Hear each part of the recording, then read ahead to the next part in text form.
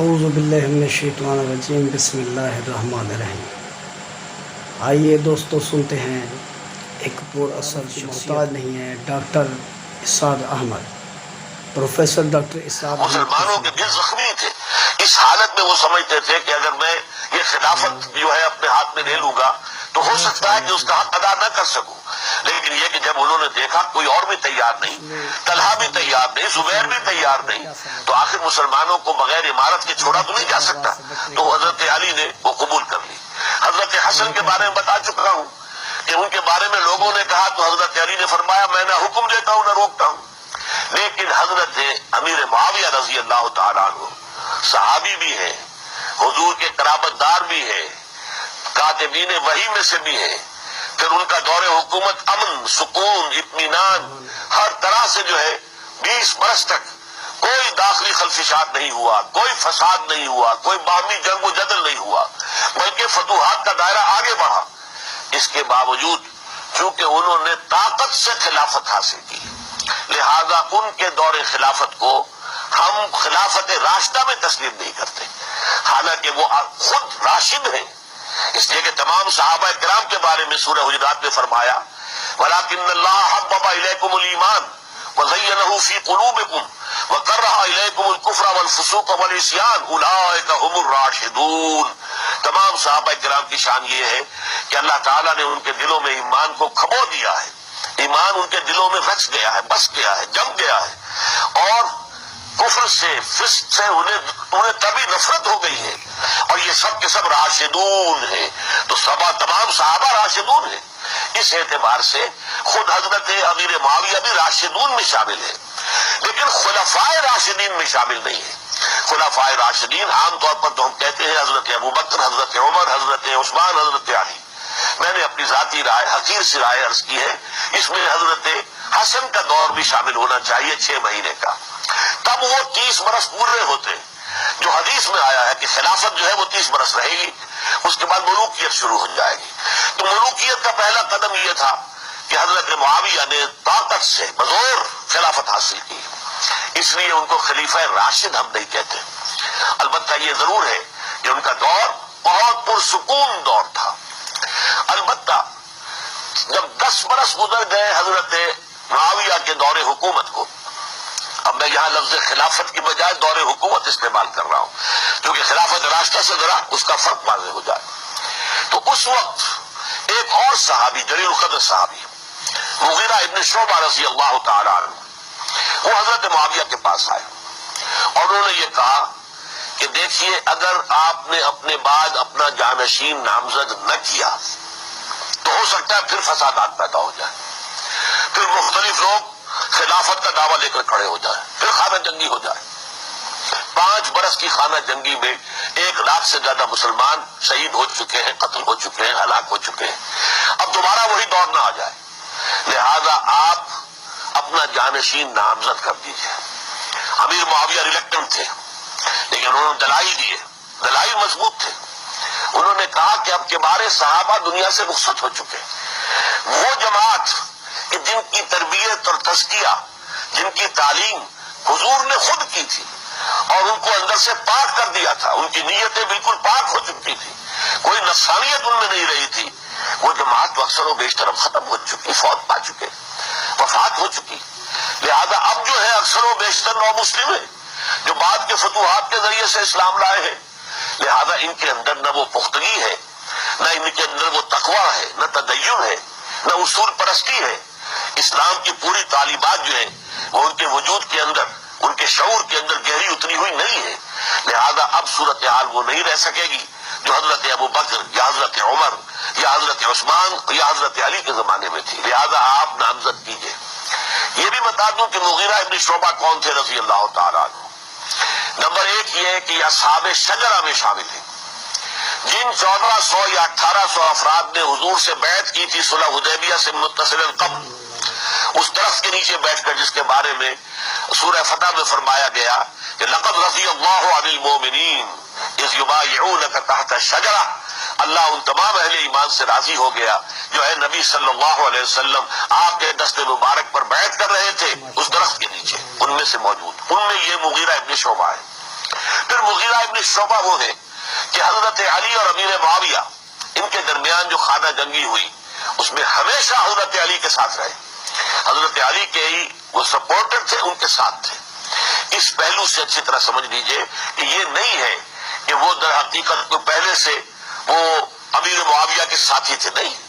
لیکن اب جو صورتحال وہ دیکھ رہے تھے، جہاں دیدہ انسان تھے، بہت بڑے سیاستدان تھے، جانتے تھے حالات کو، حالات کے نظر پر ان کا ہاتھ تھا، لہذا انہوں نے یہ مشورہ دیا اور پھر امیر معاویہ نے اس مشورے کو قبول کر لیا اور یزید کی ولی عہدی کا اعلان کر دیا.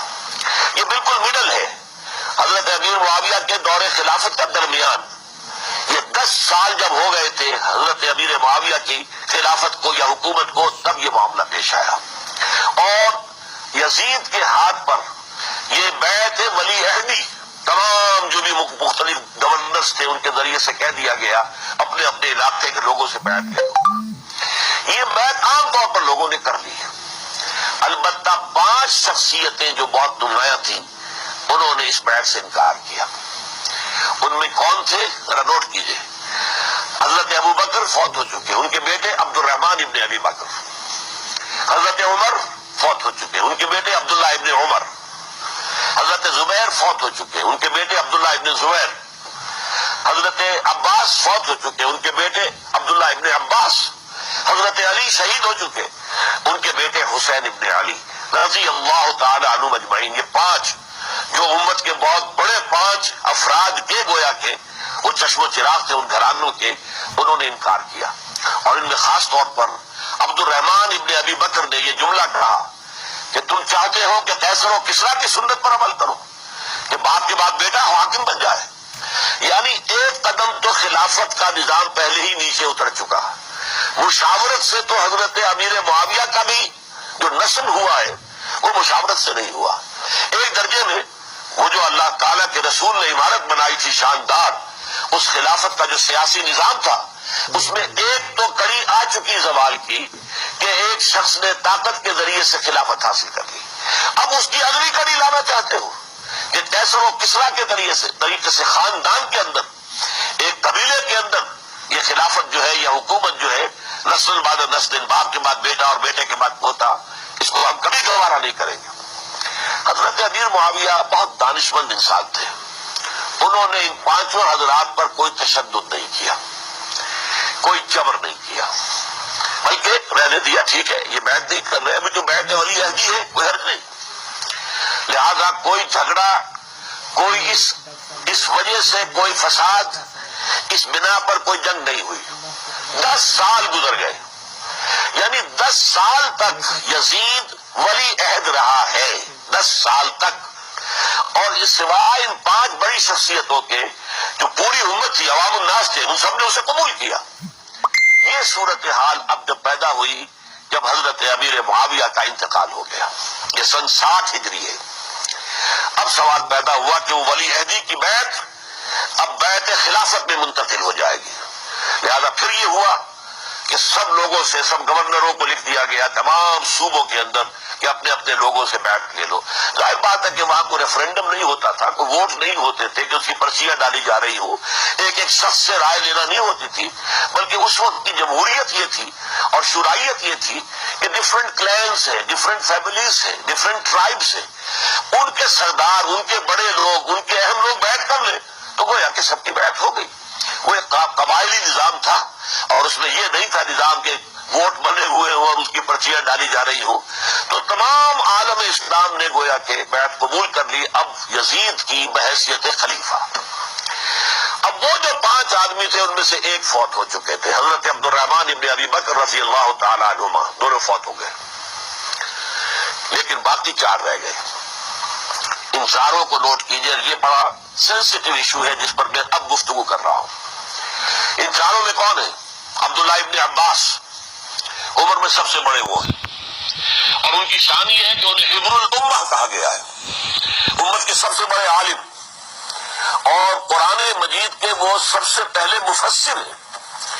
اصل جو جتنی بھی تفسیری روایات ہمیں ملتی ہے حضرت عبداللہ ابن عباس کے شاگردوں سے، تابعین سے، لہذا ان کا بہت اونچا مقام ہے. حضرت عبداللہ ابن عمر، اور ان کا مقام بھی آپ کو معلوم ہے، حدیثوں کی کتنی بڑی تعداد ہے جو عبداللہ ابن عمر سے مروی ہے، اور اس کو سلسلۃ الذہب کی پہلی کڑی کہا جاتا ہے۔ روایت حدیث میں جو سنہری زنجیر ہے اس کا آغاز حضرت عبداللہ ابن عمر ہے۔ ایک طرف یہ دونوں ہو گئے، ان دونوں کی رائے کیا ہوئی؟ اگرچہ کام غلط ہوا ہے، یہ اس طریقے سے قیصر و کسریٰ کی روایت پر عمل کرنا غلط ہے، لیکن یہ اتنی بڑی غلطی نہیں ہے کہ اس کی وجہ سے باہمی جنگ و جدال ہو، خوریزی ہو، ایک دوسرے کی گردنیں کاٹی جائیں اور فتنہ و فساد پیدا کر دیا جائے۔ لہذا انہوں نے یزید کی بیعت کر لی۔ دو حضرات رہ گئے، یہ نسبتاً نوجوان ہیں، ان دونوں کی پیدائش ہجرت کے بعد ہوئی ہے۔ ہجرت کے بعد پہلا بچہ جو مہاجرین میں پیدا ہوا ہے وہ عبداللہ ابن زبیر ہے، بلکہ کچھ عرصے تک مہاجرین میں جب کوئی پیدائش نہیں ہوئی تو وہ مکے مدینہ کے منافقین نے کہنا شروع کر دیا تھا کہ یہ یہاں کے کمزور ہو گئے، نامرد ہو گئے، ان کی اولاد اب چلے گی نہیں۔ تو عبداللہ ابن زبیر جب پیدا ہوئے، اور آپ کو معلوم ہونا چاہیے وہ حضرت ابوبکر صدیق کے نواسے ہیں، حضرت عائشہ صدیقہ کی ہمشیرہ حضرت اسماء کے بیٹے ہیں عبداللہ ابن زبیر، اور زبیر بہت شجاع، بہت ہی بہادر انسان تھے۔ تو عبداللہ ابن زبیر کے اندر بھی وہی کیفیات تھی۔ انہوں نے کہا نہیں، اس غلطی کو ہم برداشت نہیں کریں گے، خورزی ہوتی ہے تو ہو، لیکن ہم اسلامی نظام کو نیچے اترتا ہوا نہیں دیکھ سکتے۔ جیسے کبھی حضرت ابوبکر نے فرمایا تھا ایبدل الدین وانا حی، کیا دین میں ترمیم اور تنسیخ کر دی جائے گی؟ دین کو بدل دیا جائے گا، دین میں تحریف کر دی جائے گی جبکہ میں ابھی زندہ ہوں؟ میں جیتے جی یہ نہیں ہونے دوں گا۔ حضرت عبداللہ ابن زبیر کی یہ رائے ہوئی وی ہیو ٹو چیلنج، ہم مقابلہ کریں گے، ہم اسے پیسیولی قبول نہیں کریں گے۔ انہوں نے بیعت سے انکار کیا اور مدینہ چھوڑ کر مکے جا کر حرم کے اندر پناہ گزین ہو گئے۔ یہی معاملہ حضرت حسین ابن علی رضی اللہ تعالی عنہما کا تھا، وہ بھی نہایت شجاع، نہایت جری، نہایت بہادر۔ انہوں نے بھی کہا کہ یہ غلط قیصر و کسریٰ کی روایت جو شروع ہو رہی ہے اس سے ہم نے ریزسٹ کرنا ہے اور اسے ہم آگے نہیں چلنے دیں گے۔ ان پر بھی جب دباؤ ڈالا گیا کہ بیعت کرو تو وہ کچھ وقت مانگ کر کہ دیکھیے میں ایسا شخص نہیں ہوں کہ تنہائی میں علیحدہ کمرے میں بیٹھ کر بیعت کروں، جب عمومی بیعت لوگے تم سب سے تو میں بھی آ جاؤں گا، اس وقت جو فیصلہ کریں گے۔ تو بس اس وجہ سے پھر وہ گورنر جو تھا اس وقت مدینے کا، اس نے اجازت لے کر آ گیا اور راتوں رات وہاں سے نکل کر وہ بھی مکے پہنچ گئے۔ تو اب یہ چار جو ہیں دو گروہوں میں تقسیم ہو گئے، 2+2۔ دو کی رائے یہ ہوئی کہ بات غلط ہے، لیکن اس کی بنا پر خوریزی، جنگ و جدال، جنگ آپس میں خوریزی کرنا یہ صحیح نہیں ہے، بلکہ مصلحت اس میں ہے کہ اس کو قبول کر لیا جائے۔ پھر اللہ تعالیٰ کو بہتر حالات پیدا کرے گا اس کے ذریعے سے، تعلیم کے ذریعے، تلقین کے ذریعے سے، جیسے نبی اکرم صلی اللہ علیہ وسلم نے اتنا عظیم انقلاب برپا کیا تھا۔ ہم کوشش کریں گے کہ نظام حکومت کی اصلاح ہو جائے، لیکن اس وقت اگر ہم اڑ گئے تو پھر گویا کہ خوریزی اور فساد اور باہمی جنگ ہے وہ شروع ہو جائے گی۔ اور دو حضرات کی رائے ہوئی کہ نہیں، ہمیں ہر صورت میں ریزسٹ کرنا ہے، خوریزی ہوتی ہے تو ہو، ہمیں جانیں دینی پڑتی ہے تو دیں گے، ہم شہادت قبول کریں گے، لیکن اس غلطی کو قبول نہیں کر سکتے۔ تو میں اس کے لیے عرض کر رہا ہوں، یہ تیسری شہادتوں کا جو دور شروع ہوا ہے، پہلا شہادتوں کا دور حضور کا دور، دین کو قائم کرنے کی جد و جہد میں جنہوں نے جانے دی ہے۔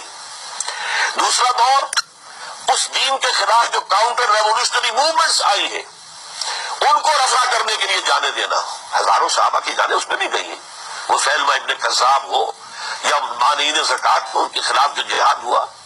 پھر ظاہر بات ہے کہ حضرت عثمان رضی اللہ تعالیٰ عنہ کے بعد جو فساد ہوا وہ شہادتیں کیا تھی؟ اس دین کے نظام کو قائم رکھنے کے لیے، انٹیکٹ رہے، دشمن اس کے اندر رکھنے ڈالنے میں کامیاب نہ ہو جائے۔ اب تیسرا دور وہ آ رہا ہے کہ جبکہ داخلی طور پر اس نظام خلافت کے اندر زوال شروع ہو رہا ہے، اس زوال کو روکنے کے لیے کہ وہ اپنی اصل جو خلافت کا نظام اللہ نے اور اس کے رسول نے دیا ہے اس کی بنیاد پر قائم رہے، لہذا ہم ریزسٹ کریں گے اس تبدیلی کو اور میدان میں آ کر مقابلہ کریں گے۔ یہ حضرت عبداللہ ابن زبیر رضی اللہ تعالی عنہما اور حسین ابن علی رضی اللہ تعالی عنہما اب ان دونوں میں ایک اختلاف ہوا. حضرت عبداللہ ابن زبیر کی رائے یہ تھی کہ یہ مکہ ہے، یہ اللہ کا گھر ہے، یہ حرم ہے، اور یہاں کے لوگ بہت سے برے اثرات سے ابھی تک بچے ہوئے ہیں، پاک ہیں، لہذا ہمیں یہاں رہنا چاہیے. اس کو مرکز بنا کر ظاہر بات ہے اسی مکے سے محمد الرسول اللہ صلی اللہ علیہ وسلم نے دعوت شروع کی تھی، وہیں سے وہ پھیل کر جو ہے ایک عظیم انقلاب کی شکل اس نے اختیار کی تھی، ایک عظیم مملکت جو ہے حضور چھوڑ کر گئے تھے.